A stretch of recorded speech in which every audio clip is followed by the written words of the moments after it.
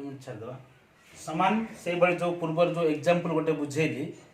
से एग्जांपल आ गोटे tn देछि इक्वल टू 3n + 2 पचार से sn पचार थिला एठी देछि s10 केते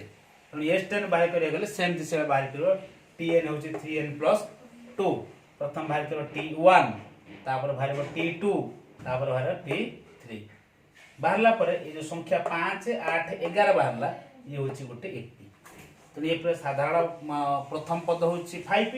साधारण अंतर 11 8 गला 3 8 रो 5 गला केते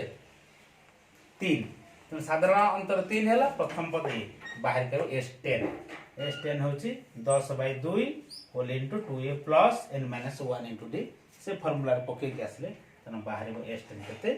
185 सेम से भली तुम एटा क्वेश्चन केतरा एठी करिवो दोस्त तुमको तुम होमवर्क केतरा दोछि करिया पई मतलब tn = 3n - 5 tn = 3n - 5 Eli बाहर कर s 50 केते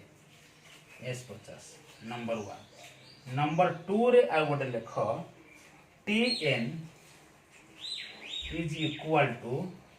2n - 1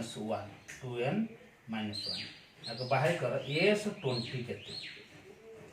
s 20 ए भली तो निजे करिकी तुम हमर ग्रुप रे को छाड़िबो हैला।